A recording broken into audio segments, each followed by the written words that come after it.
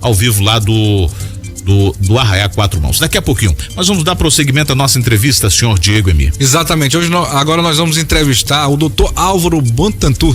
Desculpe a pronúncia dele, que ele é oftalmologista e tem desenvolvido um belo trabalho no Maranhão, até relacionado à associação de diabetes, né? Que o diabetes traz uma série de consequências para a vista, né? Quais são os principais problemas que tem diabetes? Principalmente para a visão. Boa noite, seja bem-vindo. Boa noite, Diego Emi. Boa noite, Oswaldo Maia. É um prazer muito grande. Seja bem-vindo. Muito obrigado. Eu fico muito feliz aqui pelo convite. Engraçado que ele botou aqui no nosso Face, tô chegando aí. Eu tava ali fora. Tava aguardando aí para poder falar.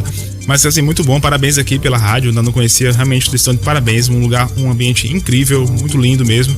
E agora eu vou passar a acompanhar um pouco mais o trabalho de vocês. Diego Emi, muito obrigado, Oswaldo Maia também. Bom, eu na verdade trabalho com a parte de diabetes, sou oftalmologista, né? E atendo muito paciente com diabetes. A gente sabe que diabetes é uma doença muito grave, que tem crescido cada vez mais devido ao envelhecimento da nossa população e também devido ao tratamento, né? Na verdade não tem cura, mas acaba prolongando mais a vida das pessoas. Isso leva a consequências e nesse caso as pessoas tendem a ter um defeito na sua visão, ou seja, uma retinopatia diabética. Então uma grande área de atuação minha hoje é sobre o diabetes. Portanto, é uma doença que tem cada dia mais crescido, mas graças a Deus tem tratamento, tem como resolver e melhorar a visão dos nossos pacientes. É irreversível a cegueira de origem da diabetes, doutor? Bom, Oswaldo, na verdade o diabetes a gente tem que entender que é uma doença, na verdade, educacional. Você precisa educar o paciente. Você precisa dedicar parte do tempo da sua consulta para que haja um bom entendimento do paciente em relação a essa doença. Porque somente assim ele vai conseguir usar as medicações da maneira correta, vai conseguir praticar uma atividade física, vai conseguir se alimentar melhor e, consequentemente, controlar essa doença. Porque o diabetes controlado, a gente percebe que a sua visão também vai ficar melhor. Então, na minha parte de oftalmologia, o que eu tenho percebido é que há um atraso muito grande, né? Devido também um retardo. O paciente já consegue chegar, Oswaldo, já um pouco mais tarde para o tratamento. Ele podendo chegar de maneira precoce para evitar as complicações, ele na verdade já chega, infelizmente, na maioria dos casos, bem atrasado. Glaucoma tem alguma relação com diabetes? Sim, quem tem glaucoma tem uma chance 2,5 vezes maior de ter diabetes do que quem, na verdade, o contrário. Quem tem diabetes tem 2 vezes chance maior de ter glaucoma do que quem não tem diabetes, né? Então é uma coisa importante. E a gente sabe que 8% da população tem diabetes, né? E glaucoma 2%. Mas o glaucoma é uma perda visual irreversível. Ou seja, quem tem glaucoma tem que detectar logo, porque se não for tratado, a visão vai embora. No diabetes não, é uma visão que pode ser revertida com tratamento. Tem essa diferença. No caso do glaucoma, se a perda da visão pode ser revestida com transplante de córnea? Na verdade, porque a doença do diabetes, Diego, acontece na parte da retina, né, que é a parte nervosa do fundo do olho. Então, nesse caso, o tratamento, infelizmente, não é o transplante de córnea. É, na verdade, com terapia, com aplicações de medicação dentro do olho. Esse medicamento, ele vai, consequentemente, melhorar esse vazamento que ocorre na retina. E aí, no caso, melhorar a visão do paciente. No caso do transplante de córnea, é muito útil para outras doenças, como ceratocone, traumas e úlceras de córnea, que ocorrem também em alguns casos. Inclusive, essa é uma doença também que pouca gente conhece e tem. Ela acaba sendo grave, né? Ceratocone, né? E pouca gente desconhece, né? Até porque o exame dela, eu acho que é um procedimento diferente. Como é que se diagnostica a ceratocone? E tem tratamento? Bem, sim, Diego, minha excelente pergunta, parabéns, realmente é uma coisa que me dá a oportunidade de falar aqui uma coisa interessante. O ceratocone, na verdade, cerato é córnea, cone. Então é a córnea, que é a parte da frente do olho, que é em formato de cone. E isso é uma doença genética, pessoas brancas, né, pessoas, na verdade, europeias, brancas, assim, e que coçam muito o olho. Então, uma doença genética de pessoas que têm alergia, que coçam muito o olho e leva a altos graus de miopia e astigmatismo. É aquela pessoa, Diego e Oswaldo, que não consegue enxergar de longe e que o sol incomoda muito. Então essa pessoa, e que o grau tá avançando cada vez mais. Você vai um ano no oftalmologista, tá com 1 grau de miopia. Vai no outro ano, tá 2 graus, 3 graus. Ou seja, qualquer aumento de mais de meio grau por ano de miopia ou astigmatismo é suspeito de ceratocone. Uma vez sendo ceratocone, aí tem que tratar. Tratar como? Evitar coçar os olhos, usando um colírio, né, antialérgico para não coçar os olhos. E em casos avançados, Diego, tem que fazer o transplante de córnea, né? Que infelizmente aqui no Maranhão, nós temos uma das maiores filas do Brasil em transplante de córnea. Filas de espera. Pessoas hoje que precisam de um transplante de córnea aqui no Maranhão, infelizmente, tem que sair do nosso estado, tem que viajar para Fortaleza, para Teresina, tem que ir para Brasília e ir para São Paulo para fazer o transplante de córnea, infelizmente. Doutor Álvaro, qual é o que se tem de estatística da relação entre diabetes e a cegueira aqui no estado do Maranhão? O que se tem de estatística aqui? Bom, em relação ao diabetes, a gente percebe que os casos de cegueira mesmo absoluta na verdade, 1/3 dos pacientes que têm diabetes vai desenvolver uma doença do olho chamada retinopatia diabética. E desses casos de retinopatia diabética, 1% levam à cegueira. Ou seja, 1% do montante, né, de 700 a 800 mil pessoas que têm diabetes no nosso estado. Então é isso que é registrado. Mas o que a gente verifica na prática, Oswaldo, é que essa estimativa ela é subestimada, na verdade. Existe uma quantidade cada vez maior de casos assim. O que dificulta muito essa estatística ser mais fidedigna, ser mais confiável, é porque, na verdade, não tem uma assistência, não tem um preenchimento de oftalmologistas em todo o estado do Maranhão. Eu, atualmente, sou vice-presidente da Sociedade Maranhense de Oftalmologia. Então, inclusive, agora estava em Brasília, no Fórum Nacional que houve de Oftalmologia. E no nosso Maranhão, nós temos 240 oftalmologistas, né? Olha, muito Esse número é factível, ele é verdadeiro. Nós temos 240 oftalmologistas no Maranhão para 217 municípios. Perfeito, daria um para cada município. Teoricamente. Teoricamente. Mas, na verdade, ocorre que 160 estão concentrados aqui em São Luís e os restantes no interior. Ou seja, há uma distribuição desigual. Ou seja, não há uma força atrativa para que um oftalmologista vá morar no interior para exercer suas funções lá, pelas condições técnicas. E com isso, acaba que uma grande população do Maranhão fica desassistida de atenção oftalmológica e, consequentemente, não consegue gerar dado a gente poder te responder se o paciente está perdendo a visão pelo diabetes ou não. Quais são os primeiros, desculpa, Diego, quais são os primeiros sintomas? Porque às vezes o diabético, ele consegue negligenciar a saúde em relação a diabetes e também o que causa as consequências também de outras doenças que vão chegando. Os primeiros sintomas. Perfeito, Oswaldo. O interessante, na verdade, é não esperar aparecer o sintoma. Uma vez que a pessoa tem diabetes diagnosticada, ele precisa já ser encaminhado para o oftalmologista. E isso, cada dia mais, tem sido feita essa conscientização. Qual é a periodicidade? Uma vez ao ano. Mas, na verdade, depende do nível que tiver a doença oftalmológica dele. Então, vamos lá. A pessoa de 40 anos hoje foi fazer um exame de rotina para ir trabalhar, para alguma coisa, e descobriu que é diabético. Ele precisa ser encaminhado para o oftalmologista para fazer o exame de fundo de olho.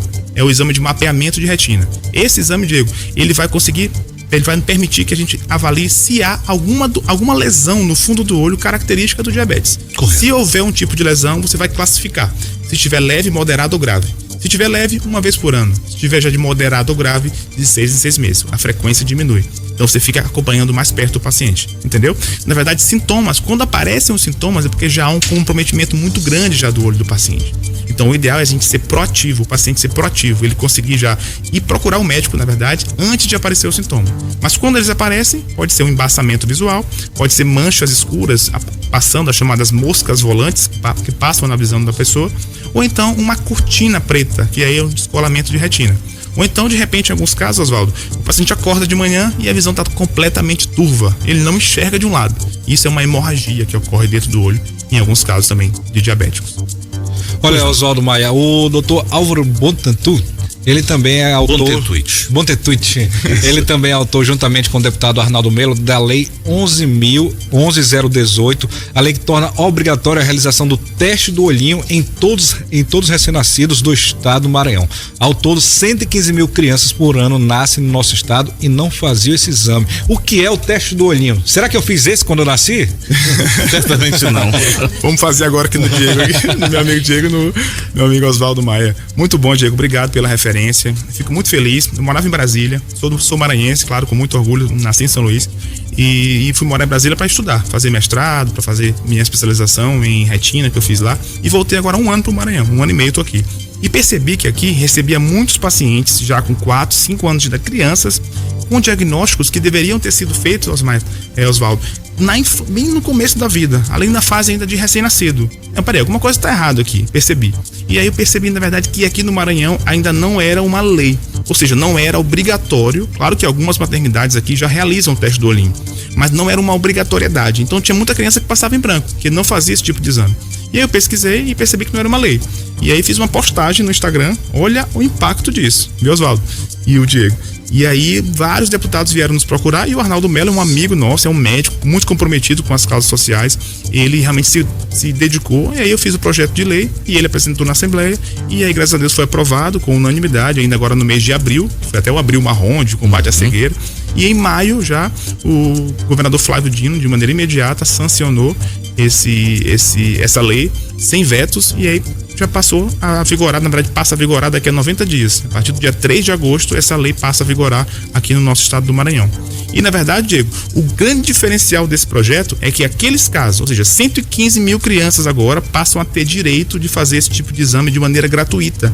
Não precisa mais pagar. Um exame de R$200 em média, então não precisa mais pagar por isso. Na rede SUS. Na rede SUS. Nasceu, tem direito a fazer o teste do olhinho. Nasceu, fazer o teste do olhinho. E nem é feito pelo oftalmologista, na verdade. Ele é feito pelo clínico geral, pelo pediatra, onde tiver sido feito o parto da criança. E quais doenças podem ser diagnosticadas com o teste do olhinho? Excelente pergunta, Diego. Catarata congênita, glaucoma congênito. A gente pensa que catarata só tem em adulto e idoso. Pois é, né? Eu pensei que era só em idoso, a partir de 60 anos. Na verdade, catarata pode dar também em criança, né? Quando a mãe tem uma doença como rubéola, como citomegalovírus, como sífilis congênita, e aí acaba que a criança já nasce com catarata. Isso tem que ser tratado de maneira imediata. E o principal diagnóstico a ser detectado por esse teste é o retinoblastoma, que é um tumor maligno que ocorre em algumas crianças e que ele consegue ser detectado em casos avançados por esse teste do olhinho, prevenindo não só uma perda de visão, mas uma perda de vida. Porque esse tumor, se ele não for detectado, ele acaba sofrendo metástase, ele espalha pro resto do organismo e a criança entra, na verdade, em óbito, vai a óbito, né? Doutor Álvaro, eu sei que não é muito a sua área, mas tem um ouvinte aqui perguntando em relação à cirurgia refrativa, os métodos LASIK e PRK, né? O LASIK é aquele que você sai de lá e pode seguir sua vida normal, né? Mas alguns médicos não recomendam porque diz que deixa a córnea mais fina, né? Qual é a sua opinião sobre o LASIK, sobre o PRK, se tem alguma diferença, se tem diferença mesmo, se tem que ter cuidado com os dois métodos? Diego, me perguntam isso todo dia, no Instagram perguntam, quando eu chegar em casa agora pra olhar, já deve ter perguntas sobre esse assunto, tenho certeza. Pessoal, é o seguinte, em relação à cirurgia refrativa, é uma das maiores revoluções. Se você falasse isso 30 anos atrás, 40 anos atrás, que uma pessoa poderia, que tem 8 graus, 7 graus de miopia, ia ficar sem óculos, zerado, enxergando tudo, parecia que você estava falando assim, uma coisa de outro mundo, né? Seria até dizer que é louco, né? Até dizer que era louco. Mas hoje em dia é o que a gente faz, e o que eu fiz a cirurgia refrativa, eu usava óculos, eu era míope e astigmata, hoje em dia eu tô zerado. Então a gente faz isso nos pacientes, e também eu fiz, na verdade, porque é uma coisa muito boa e muito segura. Bom, o PRK e LASIK. O LASIK é uma cirurgia que você faz e você faz um pequeno corte na córnea e você consegue fazer um laser abaixo desse corte. Então o paciente não tem dor nenhuma no pós-operatório, bem tranquilo, vai trabalhar no mesmo dia até no outro. Segue sua vida normal. Qual é o grande risco? É que a cirurgia é tecnicamente mais difícil. Você tem que fazer um corte na córnea. E aquele corte nunca cicatriza, né? Porque a córnea é avascular. A córnea não tem sangue, não tem vasos sanguíneos. Então acaba que aquela córneazinha, aquele corte, ele vai ficar para sempre. Ele fica ali justaposto, mas não cicatriza. Então essa é a grande dificuldade do LASIK. O PRK é uma cirurgia que incomoda um pouco no pós-operatório, que foi a que eu fiz, mas que é um risco zero, risco mínimo de ter alguma complicação, porque não faz corte nenhum, é apenas uma ablação, você faz um laser na superfície e molda a córnea para que o grau seja corrigido e seja aplicado na retina. De maneira geral, resumindo, as duas técnicas são muito boas, não há uma indicação mais para uma ou para outra, geralmente as duas têm a mesma indicação, é mais pelo perfil do paciente, viu? Aquele paciente que tem um perfil mais de aguentar uma dor, de aguentar, de ter um limiar de dor melhor, segura mais firme, é o PRK. O paciente que é mais frágil, que quer logo voltar a trabalhar, que não tem muito tempo a perder e sente muita dor, ele vai pro LASIK. Então é mais por esse perfil mesmo de cada paciente. E mais dois questionamentos. Em relação à cirurgia refrativa, já existe no SUS? Não existe. Também é uma outra pergunta que eu recebo muito. Hoje mesmo, antes de vir pra cá, tava atendendo lá na clínica e aí, na verdade, uma paciente de 7 graus de miopia. Passei uns óculos pra ela, 38 anos, 7 graus de miopia de cada lado. Doutor, eu quero fazer a refrativa, o SUS não faz. Eu falei, gente, o SUS cobre tanta coisa e às vezes a gente acha que nem deveria cobrir, né? Até cirurgias assim absurdas, e uma cirurgia dessa que seria de utilidade pública, né? Porque pensa o impacto que a pessoa faz ao pagar óculos caro, né? Todo ano tem que ficar trocando, óculos de 7 graus é um óculos muito caro, mais de R$1.500. Lentes, né? De contato. Lentes de contato também tem que ficar usando e tudo mais, e podendo fazer uma cirurgia dessa, né? Pelo SUS. É uma ideia minha um dia, de fazer um projeto de lei mais na frente. Uma proposta aí, tô até fazendo aqui um spoiler, né? De poder anunciar um dia, se Deus quiser, lá mesmo, ou aqui no estado do Maranhão, ou então fora, em Brasília, de fazer um projeto, na verdade, que a gente consiga propor para que as pessoas de determinado grau, não Não todo mundo, né? Porque aí não teria como, mas assim, de 5 graus para cima, de 6 graus para cima, que já compromete muito a vida da pessoa e pudesse ser feito pelo SUS, mas não é feito, infelizmente. E por que quem tem um grau muito alto de miopia não pode operar? Porque, na verdade, para cada grau que você consuma, você tem que queimar 15 micras, 15 micrômetros. Então, quando a córnea já fica muito fina, já há um risco de haver uma dilatação na córnea. Então, não faz sentido. Quanto maior o grau, mais você tem que queimar, você tem que afinar da córnea para corrigir. Então, digamos, depende muito de 2 fatores: do grau que a pessoa tenha e da espessura que a pessoa tenha na córnea. Uma pessoa que tem uma espessura da córnea muito boa, essa pode queimar 10, 12, 15 graus. Pessoa que tem a córnea muito fina, 1, 2, 3 graus no máximo. Então depende muito disso. E aí só o exame para mostrar isso? Aí o exame é o Pentacam, ou então a topografia e a paquimetria, que são exames específicos da oftalmologia, conseguem detectar e dizer se você pode operar ou não. A maioria pode, né? Mas a gente espera sempre um acompanhamento de 6 meses para ver se há uma estabilidade do grau. Havendo, pode operar tranquilamente. Perfeito. Muito obrigado, doutor Álvaro, que atende também no Dutra.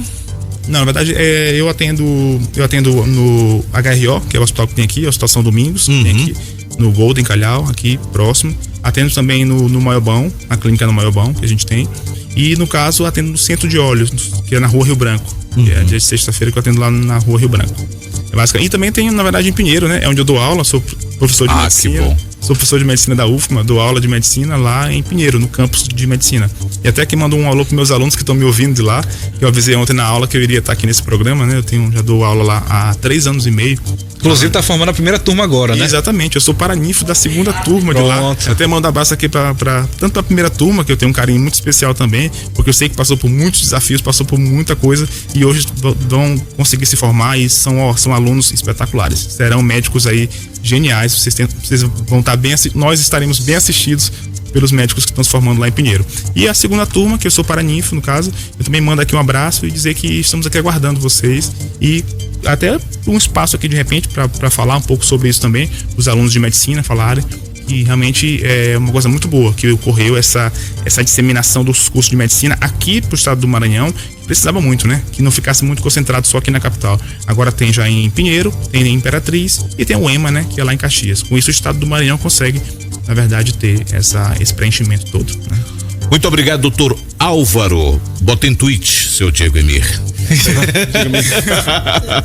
Muito obrigado, então. Muito obrigado mesmo, Oswaldo. Obrigado. Volte outras vezes. Muito bom, obrigado mesmo. Fico à disposição de vocês e alertando sempre as gestantes que estão aí. Agora, hoje mesmo recebi um vídeo aqui de depoimento me agradecendo por conta dessa lei. Então, gestantes no Maranhão, vocês que estão nos ouvindo, você que conhece alguém mais gestante, conhece um parente, alguma pessoa, avise que agora, a partir de 3 de agosto, aqui no estado do Maranhão, o teste do olhinho, o teste que é feito na maternidade, agora é obrigatório e vai poder ajudar muita gente aqui no nosso estado. Perfeito, extremamente competente, que respondeu todas as dúvidas, sempre pestanejar. Muito obrigado, doutor Álvaro, e volte sempre. Muito bem, chegamos ao final do nosso programa, o Passando a Limpo, seu Diego Emir. Sempre lembrando que o programa Passando a Limpo tem a assinatura da diretora-presidente Paulinha Lobão e do diretor-geral Nilo Gomes, Oswaldo Maia. Cadê a Rita? Cadê a Rita pra fazer o nosso flash aqui lá do Arraiá Quatro Mãos? Não, vai entrar no The Flash. Vai entrar no The Flash, lembrando que logo mais tem Arraiá Quatro Mãos com Diego e Vitor Hugo, tem Rafael Montana. A programação do Arraiá Quatro Mãos está belíssima. E também a gente não pode deixar de divulgar que hoje tem um grande show de Alceu Valença lá na Praça Maria Aragão, abrindo a programação oficial do São João do Maranhão. Hoje tem São João na Maria Aragão e no Arraial do Ipem, programação da Secretaria de Cultura. Aqui eu mando um grande abraço para Diego Galdino. Muito bem, tchau, tchau. Vem aí The Flash com Walter Júnior. Boa noite, até amanhã, gente. Gostou? Então continue ligado na Nova FM. Daqui a pouco tem mais. Rádio Nova, São Luís, Maranhão, Brasil. Hoje, quarta, véspera de feriado, pra que ficar em casa? A diversão te espera no Arraial da Quatro Mãos do São Luís Shopping. Entrada liberada pra você e pra toda a sua família. E hoje, quarta-feira, tem 2 super atrações nacionais, Montana e Rafael. Tá bombando, tá filé, tamo aqui no camarote. E Diego e Vitor Hugo. Esquecer, O melhor do sertanejo diretamente de Goiânia.